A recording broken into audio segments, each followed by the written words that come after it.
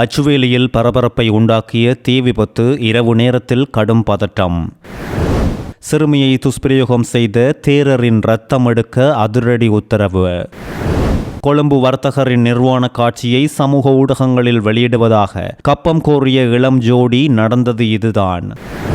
பிணையில் விடுதலையாகினார் கிளிநொச்சி சொல்லிசை பாடகர் சங்கீத்சன். இசாரா செவ்வந்தியை இன்னும் 30 நாட்கள் தடுத்து வைக்க அதிரடி உத்தரவு. பாலச்சந்திரனை தன்னிடம் ஒப்படைத்திருந்தால் காப்பாற்றியிருப்பேன் என்று கூறினார் டக்ளஸ் தேவானந்தா. 2 கோடி ரூபாவுக்கும் அதிக மதிப்புள்ள கஞ்சாவுடன் இளைஞர் அதிரடி கைது.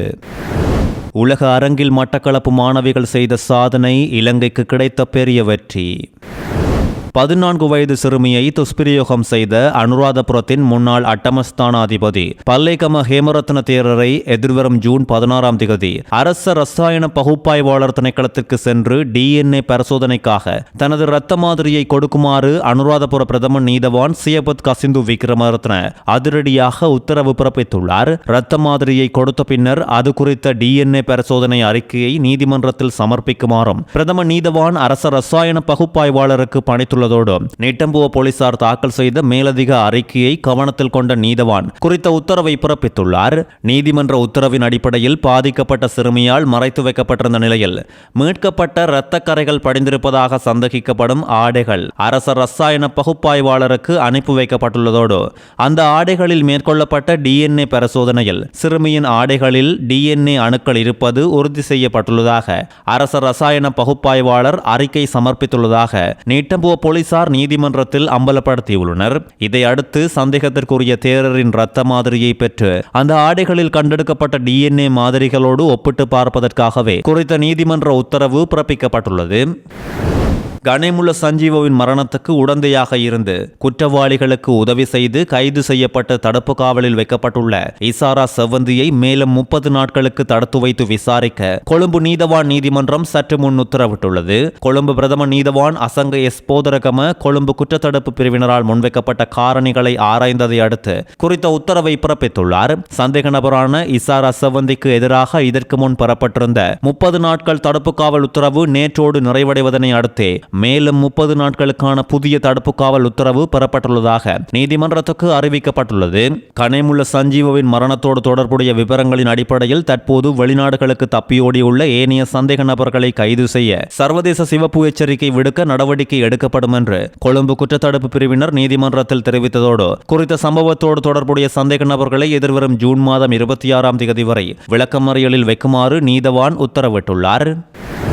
நேற்று இரவு யாழ்ப்பாணம் அச்சுவேலி தீர்த்தக்குளம் பகுதியில் உண்டாகிய திடீர் தீப்பரவல் அந்த இடத்து மக்களிடையே பெரும் பரபரப்பை ஏற்படுத்தியுள்ளதோடு அங்கு தீ வேகமாக பரவியதை அவதானிக்க முடிந்தது. தகவல் அறிந்த உடனேயே சம்பவ இடத்துக்கு விரைந்த அதிகாரிகள் மற்றும் தொடர்புடைய தரப்பினரின் நடவடிக்கையால் இந்த தீப்பரவல் கட்டுப்பாட்டுக்குள் கொண்டுவரப்பட்டு இதுகுறித்து அச்சுவேலி போலீசார் விசாரணைகளை ஆரம்பித்துள்ளதோடு விசாரணை அறிக்கையினை அடுத்தே தீ விபத்துக்கான உண்மையான காரணம் தெரியவரும் என்றும் எதிர்பார்க்கப்பட்டுள்ளது. மசாஜ் நிலையத்திற்கு சென்ற வர்த்தகர் ஒருவரின் நிர்வாண காட்சிகளை திருட்டுத்தனமாக படம் பிடித்து 1 கோடி ரூபாய் கப்பம் கோரிய குற்றச்சாட்டில் கொழும்பு ஜோடியொன்று கைது செய்யப்பட்டுள்ளதாக கொழும்பு தெற்கு பிராந்திய குற்றத்தடுப்பு பிரிவு அறிவித்துள்ளது.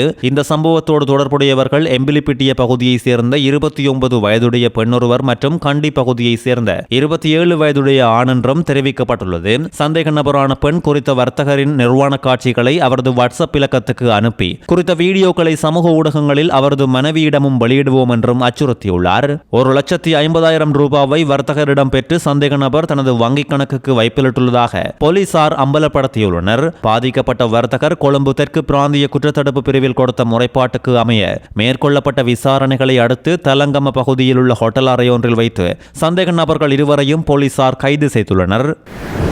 நீண்ட நாளாக விடுதலையாகாமல் இருந்த கிளிநொச்சியை சேர்ந்த சொல்லிசை பாடகர் சங்கீத்சன் பல போராட்டங்களின் பின்னர் பிணையில் விடுவிக்கப்பட்டுள்ள நிலையில் ஜனாதிபதி அனுரகுமார திசாநாயக்கவுக்கு இலங்கை தமிழரசு கட்சி தனது நன்றிகளை தெரிவித்துள்ளது.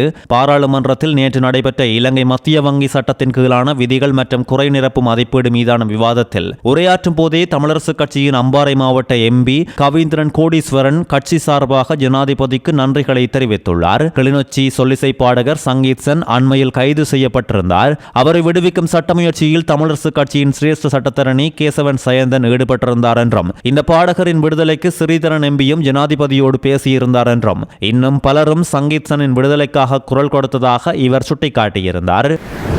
இலங்கையில் இறுதிப்போரில் தமிழின அமைப்பின் தலைவர் பிரபாகரனின் இளைய மகன் பாலச்சந்திரன் தன்னிடம் ஒப்படைக்கப்பட்டிருந்தால் நிச்சயமாக அவரை நான் உயிரோடு பாதுகாத்திருப்பேன் என்று முன்னாள் கடல் தொழில் அமைச்சர் டக்ளஸ் தேவானந்தா கூறியுள்ள கருத்து பேசுபொருளாக மாறியுள்ளது. இறுதிப்போர் முடிந்ததை அடுத்து இலங்கை ராணுவத்தின் கட்டுப்பாட்டில் இருந்த பாலச்சந்திரன் துப்பாக்கியால் சுடப்பட்ட சம்பவம் உலக அளவில் பெரும் அதிர்வலைகளை உண்டாக்கிய நிலையில் மீண்டும் இப்பொழுது பேசுபொருளாகியுள்ளது. இப்படியான நிலையில் சம்பவம் குறித்து ஊடகவியலாளர்கள் கேட்ட கேள்விக்கு பதில் கொடுக்கும் போதே டக்ளஸ் தேவானந்தா இந்த விடயத்தினை தெரிவித்துள்ளார். இதுகுறித்து மேலும் கருத்து வெளியிட்ட டக்ளஸ், இறுதிப்போர் முடிவுக்கு வந்ததை அடுத்து பாலச்சந்திரன் என்னிடம் கொண்டு வந்து சேர்க்கப்பட்டிருந்தால் அவரை நான் மிகவும் பாதுகாப்பான முறையில் உயிரோடு வைத்திருப்பேன். அவர் பிரபாகரனின் மகன் என்பதற்காக மட்டுமல்ல, ஒரு மனிதநேய அடிப்படையிலேயே நான் இந்த முடிவை எடுத்திருப்பேன். ஏனென்றால் போர் மௌனித்த பிறகு அவரை தாண்டி எந்த ஒரு அச்சுறுத்தலும் ஏற்பட்டிருக்க வாய்ப்பில்லை. புலிகள் அமைப்பில் இருந்த பலரை நான் ஏற்கனவே பாதுகாப்பாக வைத்திருந்து பின்னர் அவர்களை விடுவிப்பதற்கான நடவடிக்கைகளை முன்னெடுத்திருந்தேன். பாலச்சந்திரனுக்கும் அத்தகையதொரு பாதுகாப்பை எம்மால் வழங்கியிருக்க முடியும் என்றும் தெரிவித்துள்ளார். இலங்கைக்கு உலக அரங்கில் பெருமை சேர்க்கும் வகையில் மட்டக்களப்பு மாணவிகள் 2 பேர் சர்வதேச யோகாசன போட்டியில் 5 பதக்கங்களை வென்று பெரிய சாதனையை படைத்துள்ளமை பலரையும் திரும்பி பார்க்க வைத்துள்ளது. இந்தியாவின் அகமதாபாத்தில் உள்ள ஏகா அரங்கில் நடந்த முதல் உலக யோகாசன போட்டி 2026இல் இலங்கையை பிரதிநிதித்துவப்படுத்தி கிழக்கு மாகாண மாணவிகள் கலந்து கொண்டதும் குறிப்பிடத்தக்கது. புனித சிசிலியா மகளிர் தேசிய பாடசாலையின் தரம் 10 மாணவி துவிசார் ரமேஷ் ஒரு வெள்ளிப் பதக்கத்தையும் 3 வெண்கலப் பதக்கங்களையும் வென்று அசத்தியதோடு புனித வின்சென்ட் மகளிர் தேசிய பாடசாலையை சேர்ந்த நிசாகரி பிரசானந்த்நாத் ஒரு வெண்கலப் பதக்கத்தை கைப்பற்றி இலங்கைக்கு பெருமை சேர்த்துள்ளார். 76 நாடுகளை சேர்ந்த 522 யோகாசன வீர வீராங்கனைகள் பங்கேற்ற கடுமையான போட்டியில் இளம் இலங்கை மாணவிகள் வெளிப்படுத்திய திறமை சர்வதேச கவனத்தை ஈர்த்துள்ளது. ரத்மலானையில் முன்னெடுக்கப்பட்ட விசேட சோதனை நடவடிக்கையில் 2 கோடி ரூபாவுக்கும் அதிகமான பெறுமதியுடைய கஞ்சா போதைப் பொருளோடு ஒருவர் கைது செய்யப்பட்டுள்ளதாக காவல்துறை வெளிப்படுத்தியுள்ளது. கல்கிசை குற்றப்புலனாய்வு பிரிவுக்கு வந்த ரகசிய தகவலை அடுத்து அதிகாரிகள் நடத்திய சுற்றிவளைப்பு நடவடிக்கையிலேயே குறித்த கைது இடம்பெற்றுள்ளதோடு சந்தேக நபரின் உடைமைகளில் இருந்து 3 கிலோகிராம் மற்றும் 125 கிராம் கஞ்சா போதைப் பொருள் மீட்கப்பட்டுள்ளதோடு அதன் சந்தை மதிப்பு 2 கோடி ரூபாவுக்கும் அதிகமாக இருக்கலாம் என்று ஆரம்பகட்ட தகவல்கள் வெளியாகியுள்ளது. கைது செய்யப்பட்டவர் 29 வயதுடைய இளைஞர் என்று அடையாளம் காணப்பட்டுள்ளதோடு இந்த போதைப் பொருள் எங்கிருந்து கொண்டுவரப்பட்டது, வேறு நபர்களோடு தொடர்பு உள்ளதா என்ற கோணங்களில் கல்கிசை போலீசார் மேலதிக விசாரணைகளை மேற்கொண்டுள்ளனர்.